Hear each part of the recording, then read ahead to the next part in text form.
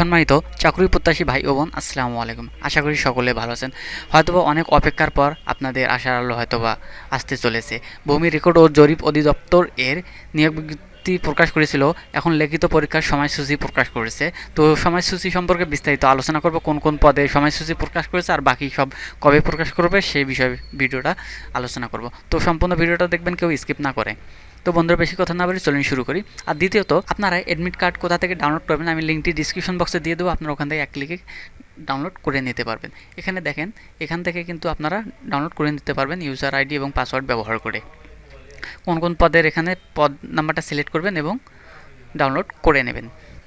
তো এখানে দেখেন, ভূমি রেকর্ড ও জরিপ অধিদপ্তর নবনিয়োগ ও শৃঙ্খলা শাখা ভূমি ভবন থেকে নিয়োগ এই সময়সূচিটি প্রকাশ করেছে।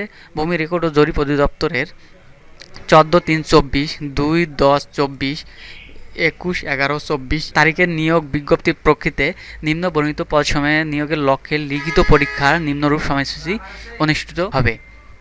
এখানে পরীক্ষার তারিখ ও সময়, কেন্দ্রের নাম ও ঠিকানা, পদের নাম, কোন কোন পদ। এখন 24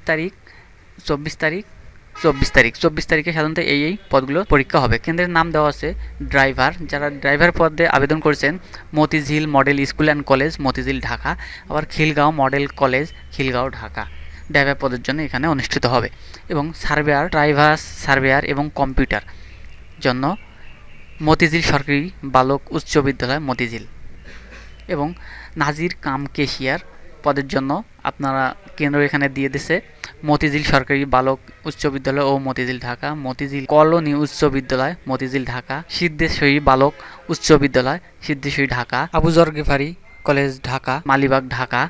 মতিঝিল সরকারি বালিকা উচ্চ বিদ্যালয়, মতিঝিল, ঢাকা। TNT উচ্চ বিদ্যালয়, মতিঝিল, ঢাকা।